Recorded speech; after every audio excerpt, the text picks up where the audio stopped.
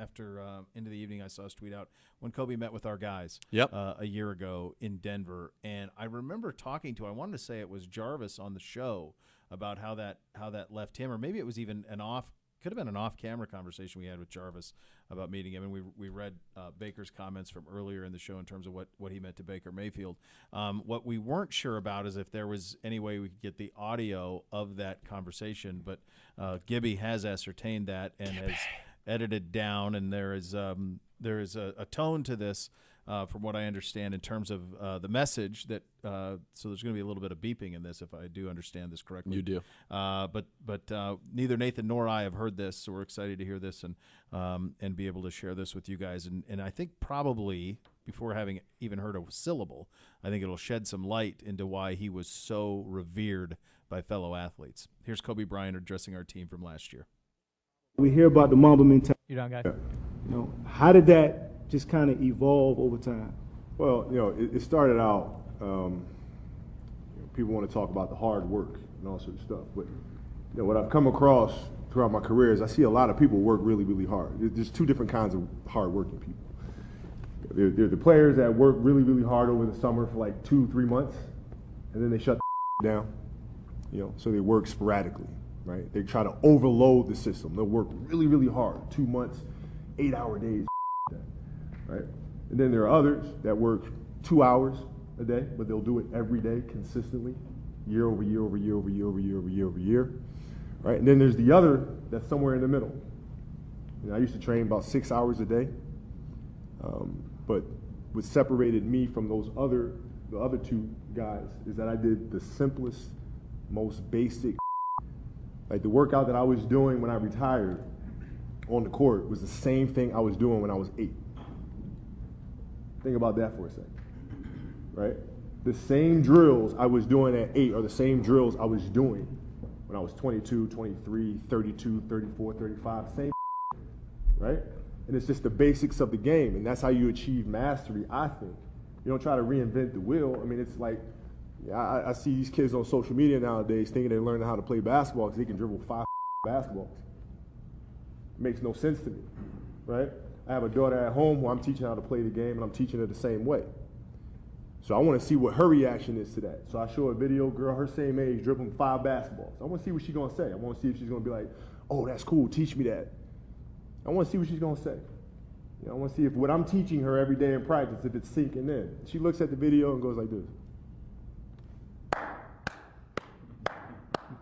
Let me know when you can do that in the game, right? And so my work was very, very simple, very, very basic, same type of over and over and over and over. You watch the clips of me scoring that, breaking that record that game, and you watch me play in middle school, you watch me play in high school, I'm doing the same moves, same over and over and over, and that repetition is what creates mastery. Continuing talking about just, the work ethic when nobody's watching, but then also your mentality once you get into the game. Yeah. Right? Your work carries you to the game. What was your mindset? What was your focus? Kind of how did you, prepare and get ready? Different parts of it. So like, for you guys coming up, you guys got a nice 3-game stretch here, right? You got to handle your right? But you always start with the first game.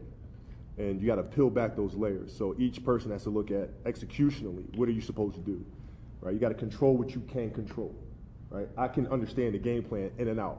I can watch every single game that the opponent just played, right? Getting ready for the Sacramento Kings, I'm going to watch every single one of these Sacramento Kings games. I'm going to look at opponents that run similar that we run and see what Sacramento did against them, right? I'm going to look at what they did against D-Wade screen roll over here. I'm going to look at what they did against LeBron here at the mid-post. What were their coverages?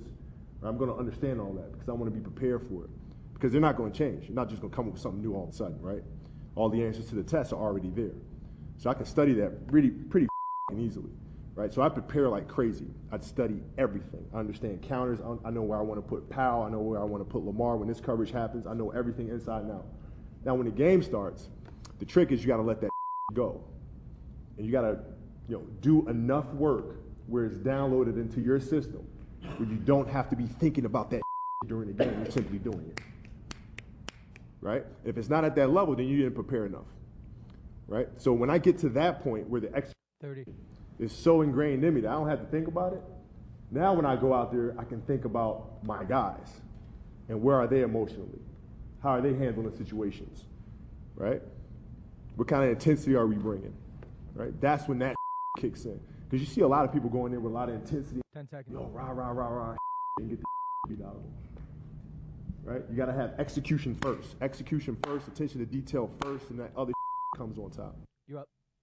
Man, that did what I thought it would do, which is give you a little window into. Now, it's what I think is interesting is there's so many who want to talk like they want to do that, but don't put in that.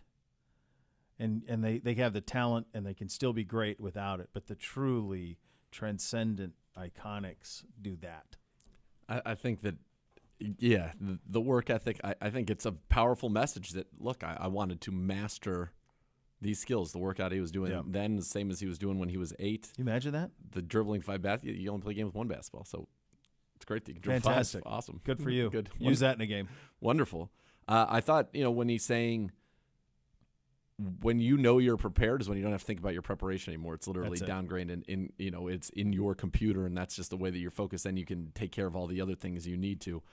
That's good. And I think that when you hear it from somebody who's been that successful, and I was struck by that in a similar way that I was struck by Joe Thomas. And there'd be people who say, well, Joe Thomas didn't ever practice, and how could you compare those two?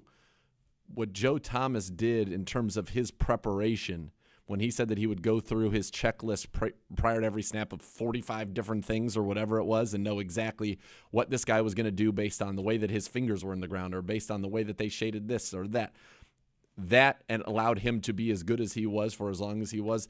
So you take that, and on top of it with Kobe Bryant, and in Joe Thomas' case, unbelievable functional strength, unbelievable technique, and in Kobe's case, just the insane athleticism, that killer instinct.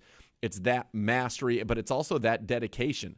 He didn't want to be unprepared for any scenario, because I think what I took away from that is you control what you can control. You can always control how much you prepare. I mean, there's only so much time, right? But as long as you use your time to the benefit, you can be the most prepared guy. You can do the work, and that is putting in the work. I mean, some of it's going to be obviously drilling in the gym. Some of it's going to be weight work, what is going to be on his body, but a lot of it is going to be mental work, doing the film study, understanding their coverage, all of those things. And that's where you see that kind of greatness. And I mean, it's cool to hear it so laid out, so black and white, laid it out plainly. Just plain English, plain methods. It's not rocket science. No, it's not. Just, rocket are you science. willing to do it? Are you willing to do it? And so many talk like they are, but aren't. And that was amazing that he did the same drills when he was 8 until the last year of his career. Yep. That he never changed because, and that's the thing about basketball, and it probably would apply exactly to football as well, is the drills that they give you when you're first learning the game, they're there because it's the baseline. Right. And if you do master that, it will last forever. I mean, that is something that you can never be too good at ball handling. You never get to a point where you're like, well, I don't need to work on that anymore. No. Every day. And the same thing applies directly to football. You never get if you're and you think about this from, with Bake a lot this year, where we talked about how there were times it appeared he was like thinking as he played quarterback, whereas as a rookie, he just played quarterback. Yep. He just let it fly. And this year there was a lot where he was thinking. And that is the idea of just go play. The best just go play. The work's done before you ever get to the game. And I thought that was a really incredible point he brought up about how you got to let it go. You've done the prep, but then you got to let it go, and you got to trust that you've done the work and trust that you're prepared, and then it just happens in the game because that's what the work is. Fascinating. It is fascinating. It's just hearing him and the fact that he referenced his daughter. It's just so sad. So very tough. ESPN is going to re-air his final game tonight.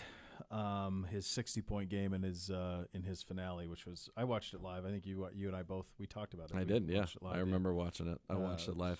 It was cool. Brian Shaw is on NBA TV, and he said, for those Kobe fans that are out there right now that are feeling like I feel right now, just try and think of all the joy that he brought you. Yeah.